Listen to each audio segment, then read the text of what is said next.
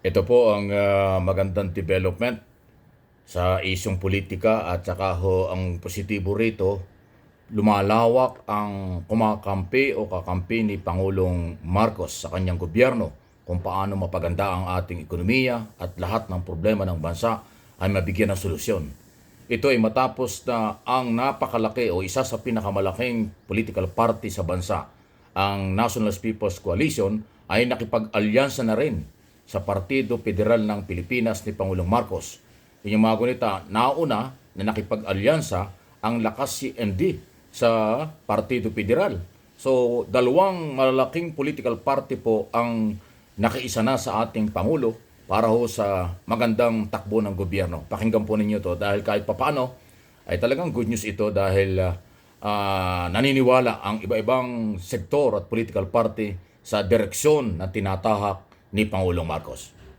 Like-minded naman ang aming mga members and informally, the truth of the matter is matagal na talagang magkasama ang member ng PFP at saka ng NPC at madalas na although informal, may magkaalyado na dati pang magkaalyado yan. So it is now it is formalized and I think that will give added motivation for us to work harder para dahil magkasama na kami, pareho ang aming naiisip, pareho ang aming mga nagkakasundo kami sa plano, so that will make us more effective. Sir, magandang hapon, gabi po.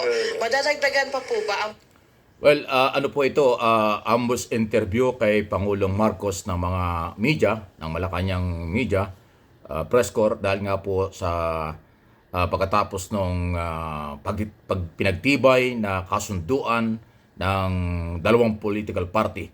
At may mga isyong mga itinanong dito. May mga ibang isyu pa kasi ganyan po kapag kami mga ambush interview sa Pangulo, ang lahat ng isyu na pwedeng itanong ay naitatanong sa ating Pangulong Marcos. Pakinggan po natin. partido sa koalisyon habang papalapit po ang midterm elections? We hope so.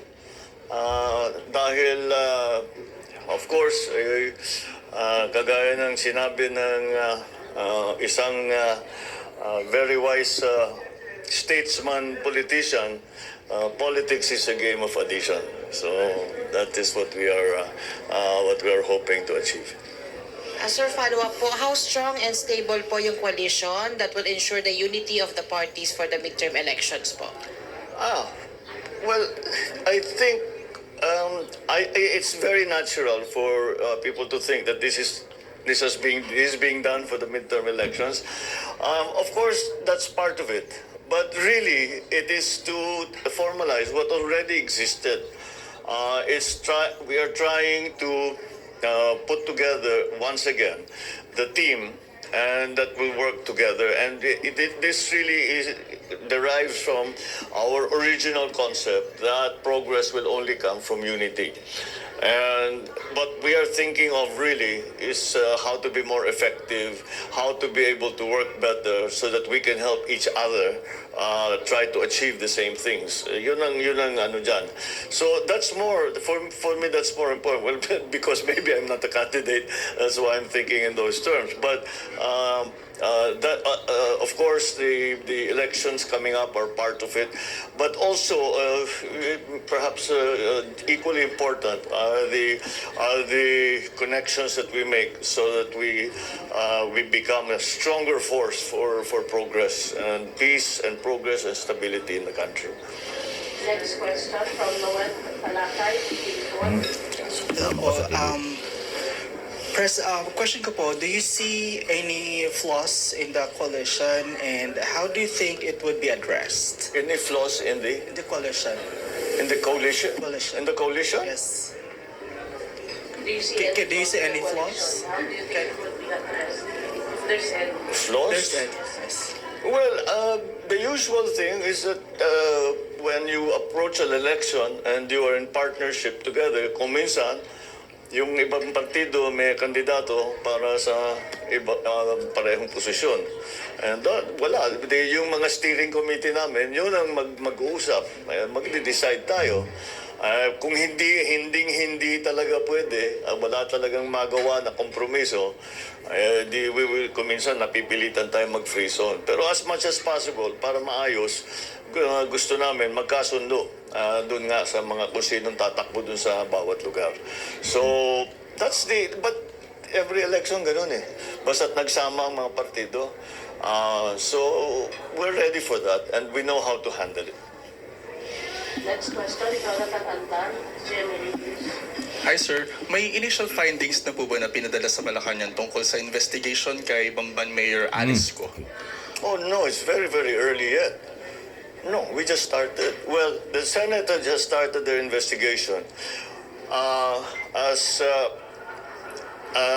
I told you before, we have been investigating the now defunct Pogo installation. Hindi namin tinignan, it never came up. Hindi lumitaw yung issue ng citizenship, ng all of these things that came up. So yun ngayon ang tinitignan natin. But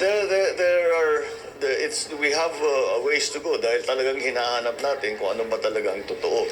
And as I said, there is also an ongoing investigation by the Senate. So let's allow the executive side and the legislative side to do their work and continue